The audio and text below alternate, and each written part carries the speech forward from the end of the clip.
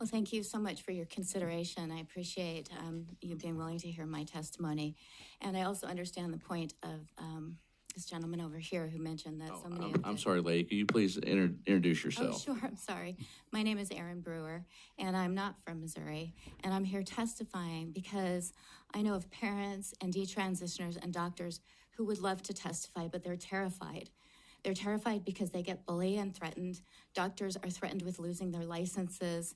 Parents are threatened with losing their children. And detransitioners are threatened and bullied, including me. I've been issued many death threats. And that's why they're not here. And that's why I feel compelled to testify on their behalf. When I was a girl, I was insistent, persistent, and consistent that I was a boy. I met all the criteria for gender dysphoria.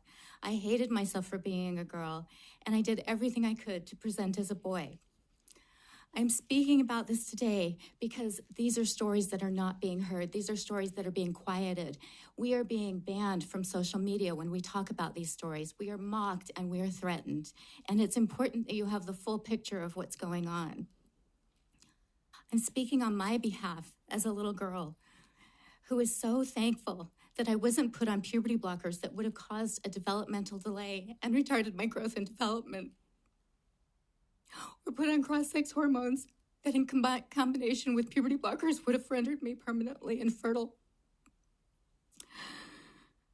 I am so thankful that I was given the opportunity to work through the difficulties that I had. I am speaking out because I want to protect these children. These are vulnerable children, and they deserve a right to grow up and have a healthy body and not be medicalized for life. I'm speaking out because I want to protect all these children who believe that the only way they can survive is to take these incredibly invasive medical interventions because they've been told that the only appropriate response to their gender dysphoria is either get these medical interventions or commit suicide. And we should never be telling children that suicide is an appropriate response to any kind of difficult feeling. These children can survive this gender dysphoria, and they can thrive, but not if they're told that they were born in the wrong body and that they're inherently flawed, because they are not. I've talked to many detransitioners who, like me, took on a transgender identity as a result of a brutal sexual assault. Between kindergarten and first grade, 2 men abducted me, and they assaulted me. And I believed that the only way I could protect myself from that ever happening again was to become a boy. My dear friend, Billy Burley, was sexually assaulted by a swim coach when he was 9 years old. As a result, he hated his penis so much that when he grew up, he had it taken off. He can never have his own biological children, and he realized after the surgery that it didn't help with his difficult feelings, and it was a horrible mistake. And he wished that somebody had stopped and talked to him about how these kinds of events in his life and in my life and in other people's lives can cause them to develop gender dysphoria. And it's not that they're born in the wrong body. It's that they've developed a dissociative identity. And they have been told that the best approach is to, rather than deal with the difficult feelings that they have, that they should kill off who they are and become another person. Sorry, this is really hard to talk about. It's not something I ever thought I would talk about publicly. It's very personal. But I'm speaking out on behalf of same-sex attracted people who are told that it's better to be straight than gay, and therefore they transition. I can't tell you how many young women I've talked to who have reported having internalized homophobia and decided to adopt the identity of a boy and have lost their fertility and have medically transitioned and permanently damaged their bodies. I'm speaking out for all of these children who have been told that they're uncomfortable having puberty, they're uncomfortable with how their bodies are changing, and therefore they're transgender, or all of those gender non-conforming kids.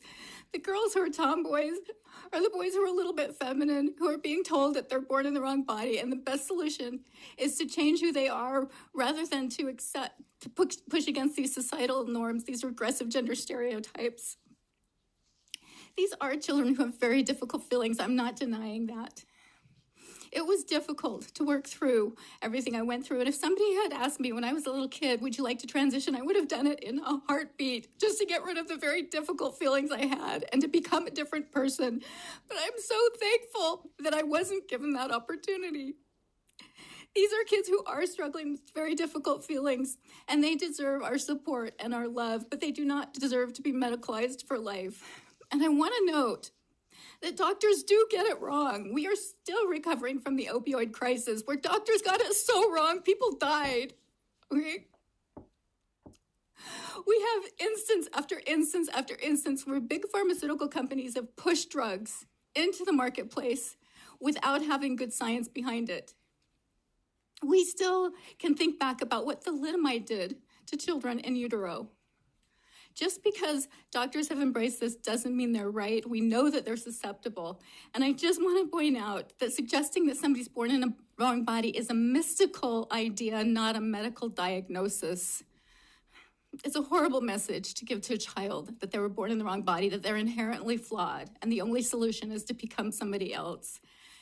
I also want to point out that every single woman in here, and many of the men, will feel like $1 million if they were given testosterone. Testosterone is a controlled substance. And it's a controlled substance because, like heroin, like marijuana, like somebody mentioned alcohol, it's something that is likely to make anybody feel better. So we give it to these girls who are having this kind of dissociative disorder, this kind of stress, this kind of discomfort with themselves, and suddenly they feel great. So we think we've stumbled upon the right solution, but if you had given any of those children heroin, they would likely report that they felt much better too. Just because a child feels better doesn't mean it's the right solution. And this is in the short term because we have these longitudinal studies that show just incredibly harmful impacts. The medical problems that result, we're consigning these children to shortened lifespans because of the harmful effects of cross-sex hormones. Is that something we want to be responsible for? I don't think so. And the reason that legislators need to stop things like this is the same reason that they stepped in during the opioid crisis, because we have doctors who are willing to give out whatever a patient comes in and asks for. So when I think back about that little Erin, and I think, if I had been born today, I wouldn't be sitting here as a mother, as a daughter, as a wife. I wouldn't have the beautiful children that I have now because my ability to have children would have been taken away from me when I was developmentally delayed with puberty blockers, inducing retardation in children, and then put on cross-sex hormones, rather than getting the therapy that helped me so much to accept who I am. I'm asking you to protect these children. No child is born in the wrong body, and each and every one of these children deserves the right to grow up and have a functional body and not be medicalized. And I appreciate you taking your time. I appreciate it so much. Thank you. Thank you for coming from so far away to be with us this morning. We are going to have to suspend here because it has reached 10 o'clock and floor action will be required. Will you be willing to answer written questions from the committee should they arise, because I know you have to catch your flight.